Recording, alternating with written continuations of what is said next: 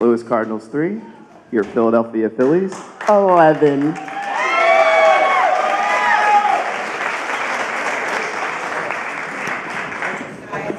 Just want to say thank you, Kristen. That was a lovely tribute. Lovely words. Thank you. So good evening, everyone. My name is Dan Sostek, and I am a lifelong friend of John. And I really hope to remain a good friend of Catherine's after this speech. But, by the way, Catherine, let me say you look absolutely stunning tonight. I was truly honored when John asked me to be his best man. But I have to admit, I was a little nervous, and still a little nervous right now. My resume really didn't have any best man experience. So outside knowing I had to give a tasteful speech and plan what turned out to be a 30-hour bachelor party, I needed some more insight on this role. So I went to the Google. And I did a little research. And since John and I share appreciation of our heritage, I figured I'd look up some Polish best man responsibilities and some Polish wedding traditions. So after a few minutes, I stumbled upon a website about Polish wedding traditions, and here's what I read. Expectations of the best man at a Polish wedding are not high. The ability to walk in more or less a straight line and hold some envelopes are sufficient qualifications. Polish best men do practically nothing. He walks behind the bride and groom down the aisle along with the bridesmaid and then sits down. Thanks, John. I think I covered all that today, so appreciate that. But seriously, I really was honored to stand with you today, John, and I want to thank both you and Catherine for bringing us together for this joyous occasion and for allowing us to celebrate with you as your journey in love continues. I'd also like to thank Mr. and Mrs. Ravinsky for raising a son that I am privileged to call my friend. But walking around this beautiful building over the course of the last 2 days, I couldn't help admire all the paintings and sculptures and really felt a sense of connection of history and saw an amazing statue of Abraham Lincoln upstairs, and I felt the only way to begin talking about my friendship with John was with these famous words.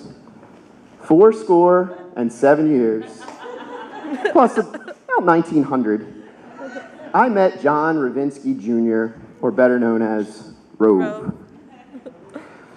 I believe it was the summer of 1987 that I had my first recollections of meeting Rove. For most of us in Norristown, your summer days were usually spent either at Woody's Golf Center or Markley Farm Swim Club. Now, there was always one thing you could count on at Markley's: seeing Rove and his friends sitting on a wooden bench directly next to the lifeguard stand, sitting in what looked like a police lineup, anxiously awaiting release from the sentences the lifeguard had bestowed upon them. Usually they were benched because they were guilty of some roughhousing in the pool. But I just couldn't help but wonder why he would constantly subject himself to this punishment day in and day out. Now, being a few years younger than John, my interest in the opposite sex wasn't tops of my priorities just then. But that was a whole different story for Rove. Turns out, I began to notice a pattern. He would only goof around when the prettiest female lifeguards were on duty. So, thinking back now, I knew there was a reason I wanted to befriend this genius. Flash forward 10 years to 1997. I had gotten to know John a little more through his involvement with the Visitation High School CYO. And what I learned was John always had a certain sense of style to him, either in fashion or haircuts. If you haven't seen them already, you have to ask John about his famous flat-top haircut, which made him so everly popular. But perhaps my favorite memory of John during this time period occurred that summer, which he dubbed the Rove World Tour. The Visitation High School Catholic Youth Organization was sending a delegation to World Youth Day in Paris that summer. Rove and myself, along with my wife Vicki, Dom Zamponia, Patrick Brady, Father Patrick Brady, and Father Zachary Navitt were among the delegation. So here stands our group on a busy Paris train station platform. We were planning to visit some historical and religious, points of interest that day. It was our free day. Now, I remember as we were waiting for the train, I happened to glance across the tracks to see an empty platform, but there was one individual standing there. He was equipped with a backpack and draped in the American flag. It was John. He was on his way to see the grave of late 60s rocker Jim Morrison. I actually honestly thought that was the last time I'd see you that day, John. But it turns out John did make it to Jim Morrison's grave and placed a little American flag on his headstone. And after that, I did see John many, many, many more times after that. As the years went by, we spent holidays together, some legitimate and some made up, Eve of the Eve. There were weekends at Brother Paul's and Chaps, trying to beat Steve at darts, parties at Andrew's watching the Phillies or Eagles on his gigantic TV, and phone calls from Rob that he was coming back home to Norristown for the weekend and he wanted to hang out. To the outsider, these activities don't seem out of place for a bunch of dudes. But one thing, this group of friends, separated by a span of ages, was formed through our involvement in the Visitation High School CYO. Connected by our faith, we formed a great relationship with each other and John. Now, as of today, I've gotten to know John Style, even a little bit more as a person. And I'm not referring to John's signature Johnogram style, which can be found in all of your cocktails this evening, but that of the way John lives his everyday life. And that scripted R on those cocktail stirs and on those wedding programs that were so lovingly made, that R really stands for all the qualities that John represents, for me. He is the most reliable, responsible, reverent, respectful, ridiculous guy you will ever meet. And I am so glad that God put us on the path to grow as friends. Now, I'm sure it was some of these same qualities, Catherine, that attracted you to John.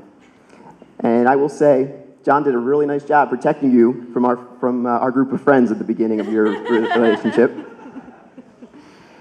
But that protection soon gave way one fateful night at a little restaurant known as Gino's in Norristown. It was that night that I found myself, along with my wife and in-laws, crashing a romantic evening for the two of them. I believe it was my mother-in-law who first noticed John sitting in a booth near the back of the restaurant. She mentioned that she thinks John is here, and he's with a girl. I was enjoying my meal, and I said, "Oh, that's really nice. He's probably taking Chrissy out for something." But my mother-in-law said, "No, it's not Chrissy." Then, as a collective group, our entire table turned to stare at them. We then saw John turn as red as the pasta sauce on his chicken parmesan. So knowing that the gig was up, he brought Catherine over to our table for some introductions. From that moment, I knew Catherine had to be pretty special, because Gino's wasn't a restaurant you took just anyone to.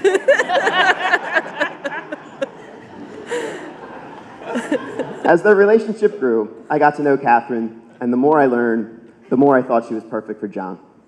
Her passion for travel made her a fantastic addition to our spring training trip to Clearwater, Florida this past year. And their love of margaritas probably was the reason she and John were dancing like no one was watching, barefoot and on the lawn at last year's Jimmy Buffett concert.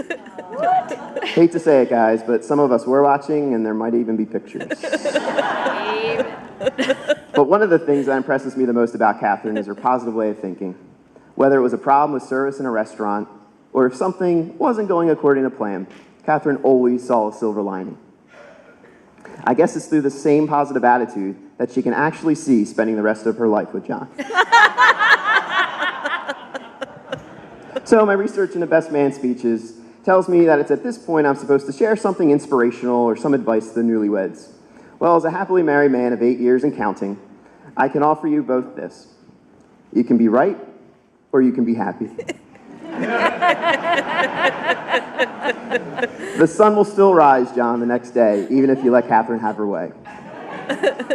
But life and love and marriage isn't about who wins the most arguments. There's no scorecard. No one is keeping stats. It's just the two of you trying to navigate through this crazy world together.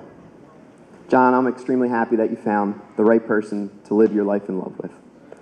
So now, if everyone would join me in raising a glass to John and Catherine in a traditional Polish toast, wishing the bride and groom 100 years of love and happiness. Sto lat. Sto lat.